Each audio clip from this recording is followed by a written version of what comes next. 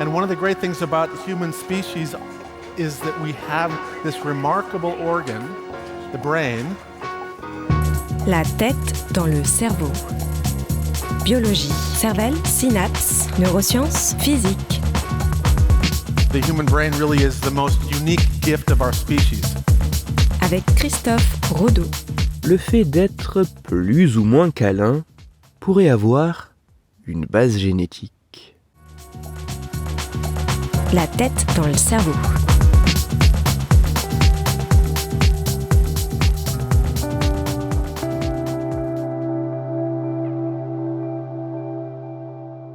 Nous ne semblons pas tous égaux face au câlin.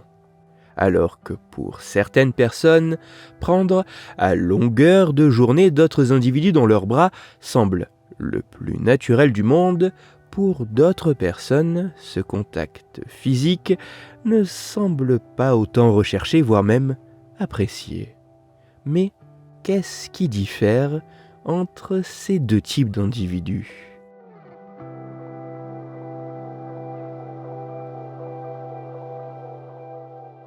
Des études scientifiques antérieures ont pu associer la présence de certaines variantes d'un gène, nommé CD38, au fait d'être plus ou moins câlin.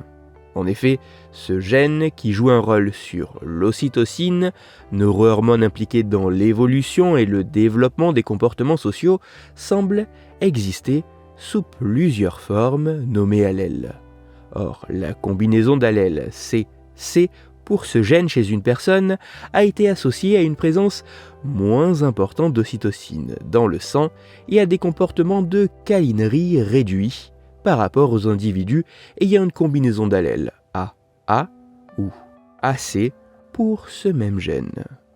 Mais ces résultats ont essentiellement été mis en évidence chez des adultes, ayant acquis une certaine représentation et signification de ce qu'est un câlin. Mais qu'en est-il chez des individus bien plus jeunes ?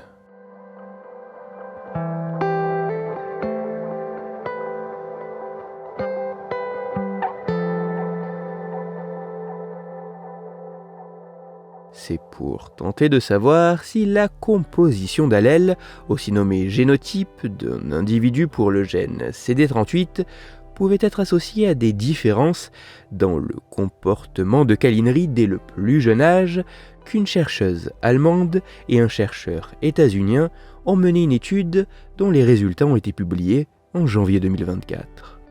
Pour leurs travaux, les scientifiques ont croisé la combinaison d'allèles présents pour le gène CD38 chez 82 nourrissons allemands âgés de seulement 7 mois avec leur comportement de recherche et d'appréciation des câlins évalués par leurs parents sur la base de questionnaires.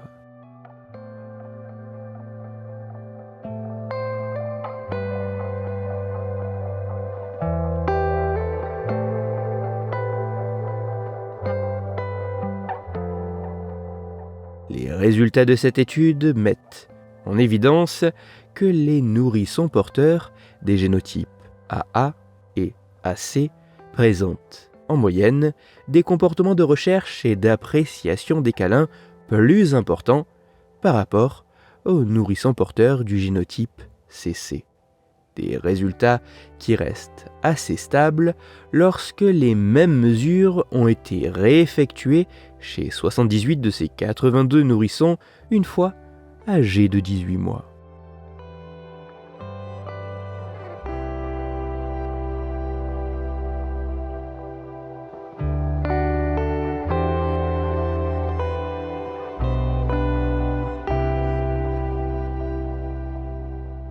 Même si ces résultats doivent être confirmés par d'autres études, avec des participants en plus grand nombre et au profil plus diversifié, le tout en utilisant d'autres types de mesures, moins déclaratives et indirectes, et même si les mécanismes cérébraux spécifiques derrière ces corrélations restent à préciser, il semblerait que dès notre plus jeune âge, nous ne soyons pas tous égaux face à la câlinerie.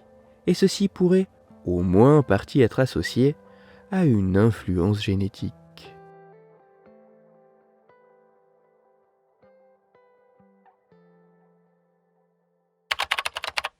Pour aller plus loin, je vous renvoie vers un article disponible gratuitement en ligne qui a pour titre « Tactile ou distant, notre cerveau décide ».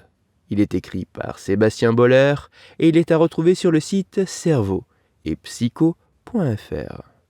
Toutes les études scientifiques m'ayant servi à écrire cet épisode, ainsi que les références de l'article pour aller plus loin, se trouveront sur mon site, Cerveau en argot, dont le lien se trouve dans la description de l'épisode.